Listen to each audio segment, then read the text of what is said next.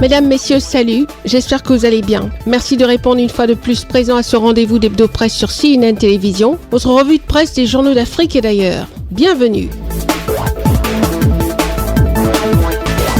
Sans plus attendre, allons retrouver l'essentiel des informations parues dans les kiosques au Cameroun cette semaine. Le journal L'Élite revient sur l'affaire Martinez-Zogo, titre à sa une « La mise au point d'Eco-Eco ». Le journal nous apprend que conscient du caractère personnel de la responsabilité pénale, Léopold Maxime Eco-Eco, dont le sort n'est lié à aucun autre inculpé dans cette cause, par voie de son collectif d'avocats, se désolidarise de toute manœuvre récurrente et hautement condamnable qui associe son nom à des démarches de délibération intempestives dans les médias traditionnels et virtuels, orchestrées par de pseudo-groupes d'influence inconnus de celui-ci. Serein, il réitère avec force les termes de sa précédente communication du 9 mars 2023, dans laquelle il affirmait sa totale confiance en la justice de la République du Cameroun. On peut lire également dans les colonnes du journal La République, Maxime Eco-Eco n'a mandaté personne pour exiger sa libération. Le quotidien Mutation s'intéresse également à l'affaire Martinez-Zogo et titre à sa une les suites possibles. Le journal nous renseigne qu'inculpé, Amougou Belinga veut comparaître libre. Un avocat explore le champ des possibilités. Le journal Le Jour, de son côté, parle de droits de l'homme,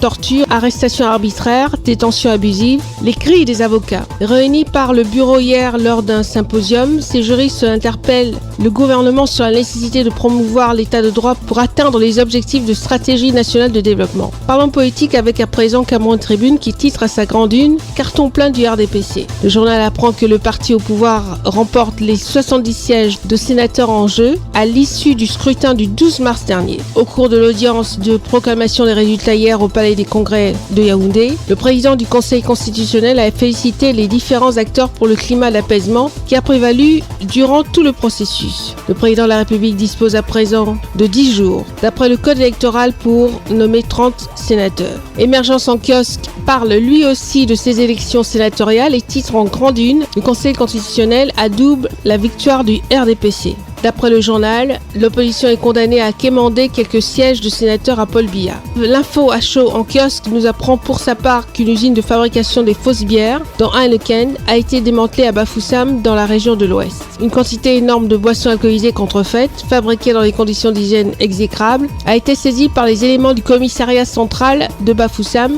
qui ont procédé à la perquisition ayant abouti au démantèlement du réseau de contrefacteurs. Peut-on lire dans le journal de Delors Magellan. D'après les du chef de brigade anti-criminalité, les boissons qui étaient produites dans ce site étaient consommées dans de grands milieux dont on ne peut pas citer les noms. Le démantèlement de cette fabrique artisanale est l'issue d'une enquête ouverte après une dénonciation d'un patron de boîte de nuit. Assemblée nationale. Pourquoi les travaux de la session ordinaire du mois de mars sont bloqués à l'Assemblée nationale? La nouvelle expression semble avoir des éléments de réponse à cette question. Selon le journal, la nouvelle configuration du bureau, le décès du fils du PAN et du président du groupe parlementaire RDPC, l'anniversaire du RDPC notamment explique l'inactivité au sein de cette chambre quasiment 3 semaines après l'ouverture des travaux. Le quotidien L'économie titre à sa une « BevMac, première cotation des obligations souveraines du Tchad ». Le journal nous informe que la cérémonie irrelative va se dérouler ce 24 mars 2023 à Douala. En santé, on apprend avec EcoSanté que le Cameroun comptait 25 286 cas de tuberculose au 31 décembre 2022. D'après notre confrère, les chiffres ont été rendus publics hier par le ministre en charge des questions sanitaires au Cameroun, Manaouda Malachi.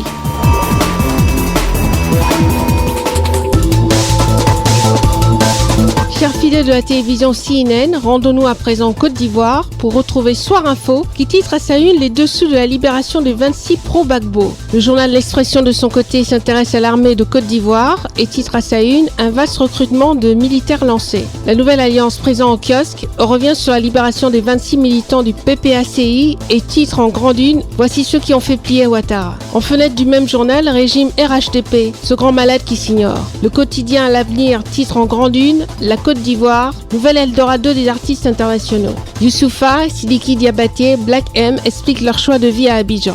Le quotidien d'Abidjan, pour sa part, parle de procès en appel et titre à sa une dans les coulisses de la libération des 26 militants du PPACI. Le patriote présent en kiosque titre à sa une RHTP, un parti puissant et conquérant. Qui peut résister au rouleau compresseur des oufouettistes? S'interroge le journal. Le quotidien Dernière Heure s'intéresse au 7e congrès extraordinaire du PDCI-RDA. Des militants de la diaspora la dénoncent et mettent en garde. Le journal nous fait savoir que la cohésion intérieure et l'unité du parti ne sont pas négociables. Seule la radiation peut mettre fin au double jeu des transhumants. Le président Bédier est le seul capitaine à bord du navire PDCI-RDA.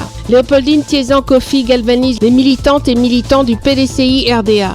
Le temps présent en kiosque titre à sa une « Quand la justice fait bien son travail ». Voici la juge qui a libéré les 26. Le film d'un long procès à lire dans les colonnes du journal. Le quotidien Rassemblement parle de viols et violences faites aux femmes.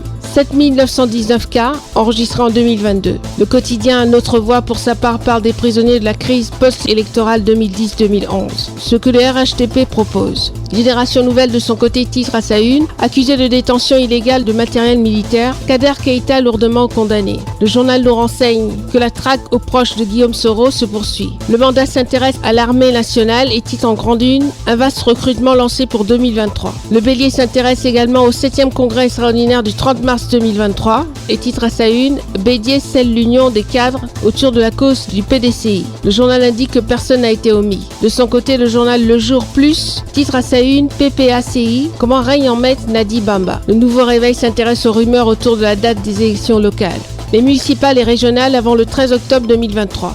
Le Patriote titre en grande une « Hommage au chef de l'État. Reconnaissance populaire de l'indénié du Yablen à Alassane Ouattara. Merci pour tout ». Patrick Hachi. Avec Alassane Ouattara, nous avançons dans la lumière. Le quotidien L'Intelligent d'Abidjan parle également de l'hommage populaire au président de la République. Patrick Hachi confie au journal « Grâce à Alassane Ouattara, la Côte d'Ivoire est sortie de la nuit ». En fenêtre du même journal, cérémonie du 7e jour à la grande mosquée de la Riviera, réconfort de Ouattara à la famille et à ceux qui ont connu Feu Abdoulaye Diallo.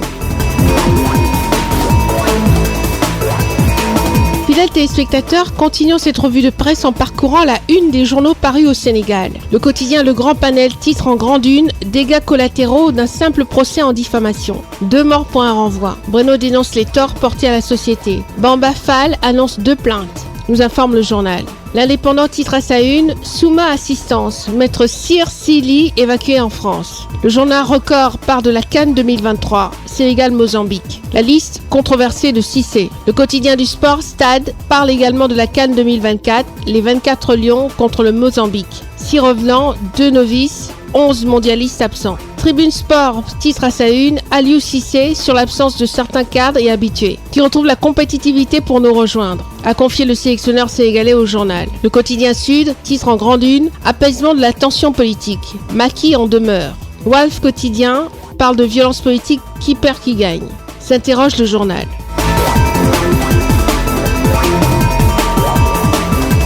Allons au Togo pour retrouver en kiosque l'Union pour la patrie qui titre à sa une « Reboisement intensif ». En 2023, planté plus que durant les 2 années passées. Le quotidien L'Économiste du Togo s'intéresse à l'association des femmes chefs d'entreprise au Togo et titre à sa une « L'AFSET célèbre le succès de la mandature 2021-2023 ». De son côté, Togo Réveil titre en grande une « Les grandes entreprises et l'industrialisation au Togo ». Économie et finances pour sa part parle d'Africa Capital Market Forum et Dokossi Amenunve partage sa vision sur la situation de l'économie mondiale.